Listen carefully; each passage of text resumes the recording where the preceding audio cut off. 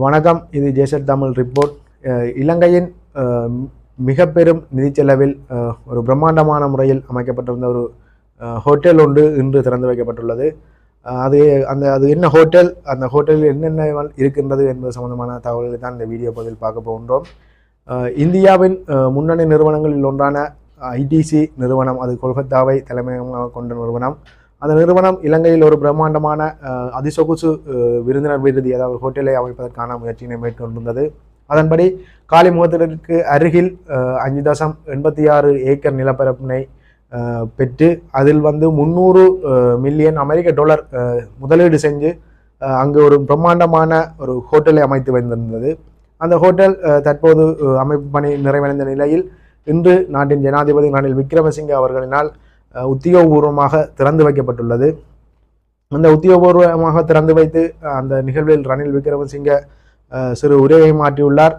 அதில் அந்த காலி முகத்திடல் கடந்த 2 வருடங்களுக்கு முன்னர் எவ்வாறு இருந்தது என்பதையும் சுட்டிக்காட்டி, குறிப்பாக அறக்கலைய போராட்டம் சம்பந்தமானதை சுட்டிக்காட்டி தற்பொழுது எவ்வாறு உள்ளது, இங்கு நடைபெறும் அபிவிருத்தி, அதைவிட ஹோட்டல் அபிவிருத்தி, சுற்றுலாத்துறை அபிவிருத்தி சம்பந்தமான தகவல்களையும் அங்கு குறிப்பிட்டு சென்றுள்ளார். எனது ரணில் விக்ரமசிங்கே அவர்களால் திறந்து வைக்கப்பட்டிருந்த ஹோட்டல் ஐடிசி ரத்னதீப என்ற ஹோட்டல் தான் திறந்து வைக்கப்பட்டுள்ளது.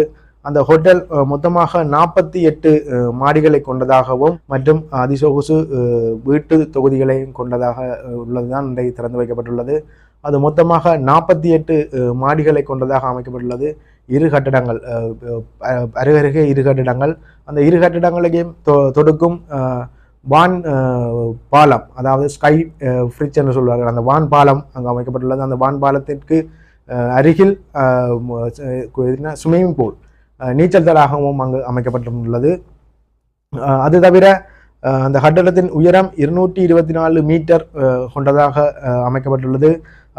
அந்த ஹோட்டலில் மொத்தமாக 352 அதிசொகுசு அறைகளும் உள்ளதாகவும் அந்த நிறுவனத்தால் அறிவிக்கப்பட்டுள்ளது. குறித்த ஹோட்டல் என்று திறந்து வைக்கப்பட்டுள்ளதை அடுத்து அந்த ஹோட்டலின் அறைகளை பெற்றுக்கொள்வதற்கான பணத்தொகையினையும் அறிவித்துள்ளார்கள்.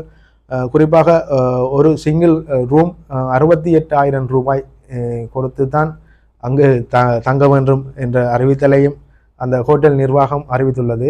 இலங்கையை பொறுத்தமட்டில் பொருளாதாரத்தில் ஒரு சரிவுநிலையை எட்டியிருந்த பிறகு தற்பொழுது சுற்றுலாத்துறை வளர்ச்சி கண்டு வருகின்றது. குறிப்பாக சுற்றுலாத்துறை என்று சொன்னால் ஹோட்டல் அவ்வாறான துறைகள் தற்பொழுது வளர்ச்சி அடைகின்றது. ஆனால் அது தெற்கை நோக்கிய வளர்ச்சியாக மட்டும்தான் உள்ளதே தவிர ஏனைய மாகாணங்களுக்கான வளர்ச்சியாக இல்லை. குறிப்பாக அண்மையில் ரணில் விக்ரமசிங்கே அவர்கள் ஒரு வணிக வளாகத்தினை திறந்து வைத்துள்ளதை தொடர்ந்து இப்பொழுது இந்த பிரம்மாண்டமான முறையில் அமைக்கப்பட்டுள்ள ஒரு ஹோட்டலினை திறந்து வைத்துள்ளார். இந்த ஹோட்டல் எவ்வாறு அமைந்துள்ளது என்பதான தகவல்களை உங்களுக்கு தந்துள்ளோம். அதை நீங்கள் விரும்பினால் பார்க்கலாம்.